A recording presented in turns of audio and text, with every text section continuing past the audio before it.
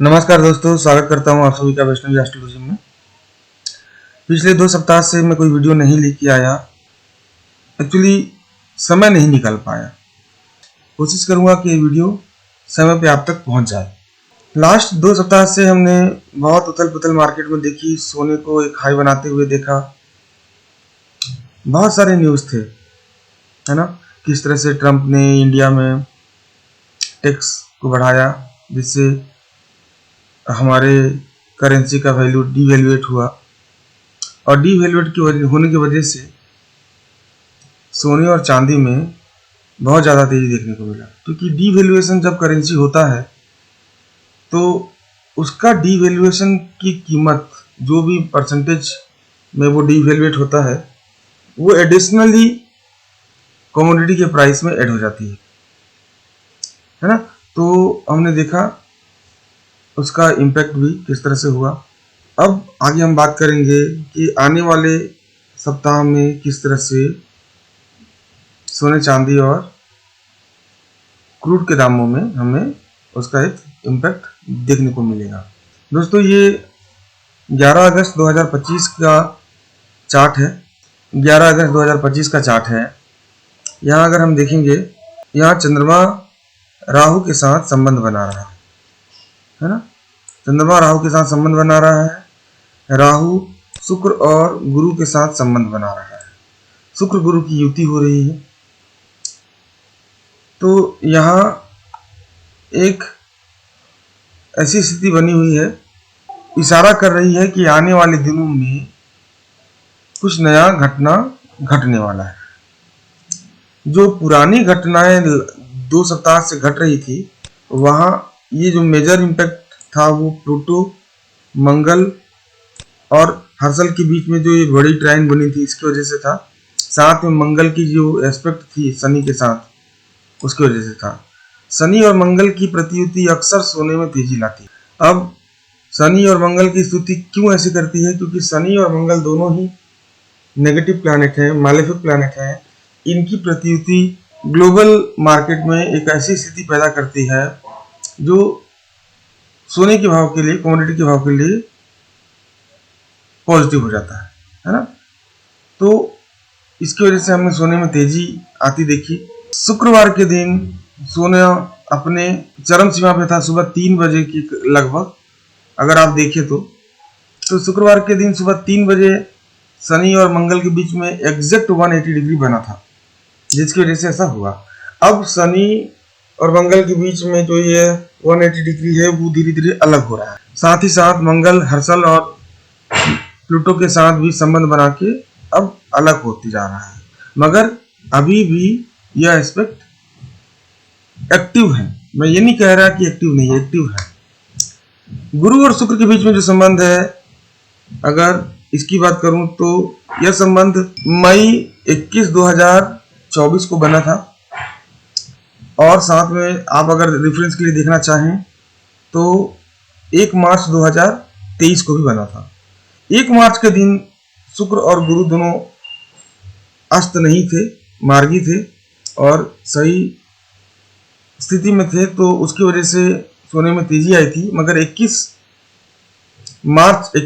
मई 2024 को शुक्र और गुरु दोनों ही अस्त थे सूर्य के द्वारा, जिसकी वजह से इनकी युति मार्केट में, सोने की मार्केट में एक गिरावट लेके आई थी। अब यह स्थिति फिर से बन रही है। यहाँ शुक्र और गुरु दोनों ही अस्त नहीं है, तो यह इंडिकेट कर रहा है कि बैंकिंग सेक्टर को लेके कोई बड़ा न्यूज आएगा।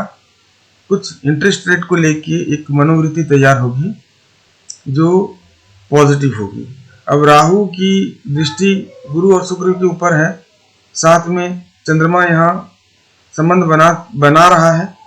तो यहाँ एक पॉजिटिव रुझान मुझे सोने चांदी के दामों में देखने को मिल रहा है। ऐसा लग रहा है कि हो सकता है अगेन फिर से। साथ में राहु और सूर्य का भी संबंध जो है, अगर देखूं तो राहु और सूर्य के बीच में ये 150 डिग्री का संबंध है जो पॉजिटिव है। तो यह भी पॉजिटिव की तरफ इशारा कर रहा है। तो चंद्रमा की युति राहु के साथ, राहु का संबंध सूर्य के साथ, और साथ ही साथ इसका एक संबंध गुरु और शुक्र के साथ भी बन रहा है। तो यहाँ मुझे एक उछाल सोने और चांदी के दामों में देखने को मिल रहा है, और साथ में ये उछाल क्रूड में भी आ सकता है, क्योंकि यहाँ जो परिस्थिति बन रही है वो मार्केट में इंटरेस्ट रेट को लेके आ रही है कि इंटरेस्ट रेट कम होगा, है ना। तो अब वो स्थिति क्रूड के लिए भी पॉजिटिव ही होती है, तो यहाँ उसके लिए भी मुझे पॉजिटिव एस्पेक्ट दिखाई दे रहा है, ऐसा मुझे लग रहा है कि ऐसा हो सकता है ना। तो इसको ध्यान रखें। यह मैंने 11 अगस्त की बात कही। यहाँ पे देखिए चंद्रमा की स्थिति तो ऐसी है ही, साथ में मंगल की स्थिति भी शुक्र के साथ नवांश युति की बनी हुई है। यहाँ पे देखिए शुक्र और मंगल की नवांश युति हो रही है, साथ में शुक्र का गुरु के साथ युति हो रहा है, और गुरु का भी मंगल के साथ नवांश युति वाली परिस्थितियां बन रही है। तो ये सारे जो संबंध है ये पॉजिटिव डायरेक्शन की तरफ इशारा कर रही है, तो थोड़ा सा ध्यान रखें। और चूंकि हमने कहा कि हमारी करेंसी डीवैल्यूएट हो रही है, तो उसका इम्पैक्ट भी सोने और चांदी के दामों में देखने को मिलता है ना। जितनी गिरावट यूएस मार्केट में होती है उतनी नहीं हो पाती इंडियन मार्केट में। रीजन इसका यही है कि हमारा करेंसी डीवैल्यूएट हो जाता है, या जितना तेजी यूएस मार्केट में होता है उससे ज़्यादा तेजी हमारे मार्केट में हो जाती है, क्योंकि करेंसी हमारी डीवैल्यूएट हो रही है। तो वो स्थितियाँ बनी हुई हैं। अब हो सकता है कि उसमें परिवर्तन आए। गुरु शुक्र का यह संबंध जो ट्रेड को लेके है इंडिया और यूएस के बीच में, उसमें थोड़ा सा एक नरमी पैदा करे, ऐसा हो सकता है। तो अगर वो ऐसा हुआ तो फिर से हमारी करेंसी मजबूत होगी और उसका इम्पैक्ट नेगेटिवली पड़ेगा सोने और चांदी के दाम पे, तो इसका भी आप ध्यान रखें। तो ये सोमवार के दिन का जो मेरा अनुमान था वो मैंने आपको बताया। कोई भी संबंध जब बनता है तो उसकी स्थितियां देखनी पड़ती है। जैसे मैंने कहा कि 21 मई को शुक्र और गुरु दोनों ही अस्त थे, तो उनकी युति मंदी लेके आई, मगर मार्च 2023 1 मार्च 2023 को जो संबंध बना था शुक्र और गुरु के बीच वह तेजी लेके आई, क्योंकि उस समय वो अस्त नहीं थे और उनका संबंध भी एक अलग तरीके से बना हुआ था। तो ये अभी हमको समझना चाहिए, है ना। तो आइए बात करते हैं अब 12 अगस्त को किस तरह से हमें रुझान देखने को मिल सकता है। 12 अगस्त के दिन बुध और चंद्रमा के बीच 120 डिग्री का एस्पेक्ट बनने वाला है। बुध अब मार्गी हो जाएगा, है ना, और चंद्रमा उसके साथ संबंध बना रहा है, मतलब बुध अब बहुत ज्यादा इंपॉर्टेंट हो गया, अब ये मार्गी हो गया। साथ में इसका संबंध शनि से और नेपच्यून से बना हुआ है, और इसका संबंध यहाँ राहु के साथ भी बना हुआ है। तो यहाँ जो स्थितियां निकल के आ रही है वह यह है कि एक ट्रेंड रिवर्सल हमें देखने को मिल सकता है सोने चांदी के दामों में। उसका रीजन ये है कि बुध मार्गी हो रहा है, चंद्रमा का संबंध राहु के साथ बनने की वजह से राहु और गुरु के संबंध और शुक्र के संबंध के ऊपर भी पड़ा, जो कि इस एस्पेक्ट को उसने एक्टिवेट कर दिया। मतलब आने वाले समय में राहु का जो एस्पेक्ट है गुरु के ऊपर, या गुरु का एस्पेक्ट है राहु के ऊपर, वो बहुत इंपॉर्टेंट होगा। वो एक दिशा निर्धारित करेगा, क्योंकि बाकी जो ग्रह दिशा दे रहे थे वो अब धीरे धीरे बदल रहे हैं। जैसे कि मंगल का संबंध शनि के साथ था, अब वो धीरे धीरे खत्म हो रहा है। तो वहां एक एंड ऑफ ट्रेंड का बातें भी होगी, मतलब वहां भी एक ट्रेंड एंड होगा। यहाँ देखिए चंद्रमा का शनि के साथ 0 डिग्री बना हुआ है, नेपच्यून के साथ 0 डिग्री बना है, और वही शनि और मंगल के साथ 180 डिग्री बना हुआ है। मतलब यहाँ एक तेजी होकर अचानक से एक मंदी की तरफ रुझान होने का संभावना है। अब ये हो सकता है कि इस दिन ना हो, क्योंकि बुध के साथ संबंध नहीं बन पा रहा है पूरी तरह से चंद्रमा का, मगर यह एंड जरूर करेगा शनि और मंगल के बीच के इस संबंध का। मतलब जो शनि और मंगल के बीच में संबंध थे जिसकी वजह से सोने में तेजी हुई, अब वह अपने समाप्ति की तरफ जा रही है। चंद्रमा इसका इशारा कर रहा है। तो यहाँ हो सकता है कि इसी दिन रात को ट्रेंड रिवर्सल हो जाए, या 13 तारीख के दिन से फिर से हमें एक नेगेटिविटी मिले। 12 तारीख के दिन पॉजिटिव रुझान रह सकता है, क्योंकि 12 तारीख को अभी शनि और नेपच्यून का एस्पेक्ट जो मंगल के ऊपर है वह पॉजिटिव था और वह चंद्रमा दिखाएगा। तो 12 तारीख के दिन भी एक तेजी का रुझान मुझे लगता है कि रहेगा। ये 13 तारीख के दिन का चार्ट है। 13 तारीख के दिन मैं देखूं तो चंद्रमा का अब यह संबंध गुरु और शुक्र के साथ 90 डिग्री का पड़ रहा है। गुरु शुक्र राहु के साथ संबंध बनाए हुए हैं यहाँ। तो राहु की दृष्टि जब गुरु शुक्र पे पड़ेगी तो राहु भी गुरु शुक्र को देख रहा है। यहाँ राहु गुरु और शुक्र के बीच में बनने वाले संबंधों को इन्फ्लुएंस कर रहा है। दोनों ही शुभ ग्रह हैं, तो वातावरण जो रहेगा वो पॉजिटिव होगा, क्रूड में तेजी रहेगी। मगर सोने चांदी के लिए मुझे यहाँ पे हल्का नेगेटिव रिजल्ट देखने को मिल सकता है। ऐसा मुझे लगता है कि यहाँ हमें सोने चांदी में तो तेजी नहीं, मंदी, और क्रूड में एक तेजी का माहौल बनता हुआ नजर आ रहा है ना। साथ में अगर मैं बोलूं मंगल और गुरु के बीच में भी यह नवांश युति बन रहा है ना। तो जनरली ये नवांश युति सोने के दाम के लिए पॉजिटिव होता है ना। मगर यहाँ चंद्रमा का 90 डिग्री का एस्पेक्ट यह बता रहा है कि यहाँ कुछ तो उल्टा होने का चांसेस है। तो जरा संभल के चलिएगा, क्योंकि 13 तारीख के दिन ट्रेंड रिवर्सल हो सकता है। ऐसा मैंने कहा थोड़ी देर पहले और अभी भी कह रहा हूँ, क्योंकि यहाँ रीजन यह है कि शनि और मंगल के बीच की जो पॉजिटिविटी थी उसको चंद्रमा ने एंड कर दिया। गुरु और मंगल के बीच में भी जो ये संबंध बन रहा है नवांश युति का, ये माइनर एस्पेक्ट है, तो इसका इम्पैक्ट ज्यादा समय के लिए नहीं होगा। अगर ये फ्लक्चुएशन हुआ भी तो तेज की तरफ, तो इसका ध्यान रखिए, है ना। तो यह बात मैंने 13 अगस्त 2025 के लिए कही। मुझे प्रश्न किया गया था कि मैं इस चार्ट को 18 बजे के हिसाब से ही क्यों बनाता हूँ। तो दोस्तों इसका रीजन सिंपल है कि कोई भी ट्रेंड का पता हमें तभी चल पाएगा जब मेजर ट्रेड हो, जब ज्यादा से ज्यादा लोग इन्वॉल्व होकर ट्रेड करेंगे तो पूरे लोगों की मनोवृत्ति का पता चलेगा। जब यूएस मार्केट ओपन होती है तो बहुत बड़े लेवल पर ट्रेड होता है और वहाँ एक्चुअल मनोवृत्ति देखने को मिलती है ना। कभी कभी नेगेटिव एस्पेक्ट बना हुआ होता है, फिर भी वो नेगेटिविटी दिखती है शाम को। एस्पेक्ट सुबह का बना हुआ होता है फिर भी नहीं दिख पाता। कभी कभी नेगेटिविटी बनी हुई रहती है 2 दिन से, मगर 2 दिन के बाद दिखता है। जब कभी कोई ऐसा न्यूज आता है तो लोगों को पता चलता है, फिर वो नेगेटिविटी दिखती है ना। तो ऐसा होता है। अब ऐसा क्यों होता है? क्योंकि ग्रह जब कोई एस्पेक्ट बनाते हैं तो उस एस्पेक्ट का इम्पैक्ट वो दिखाने के लिए उस घटनाओं के संबंधित जो भी न्यूज है वो लोगों के पास आनी चाहिए, है ना।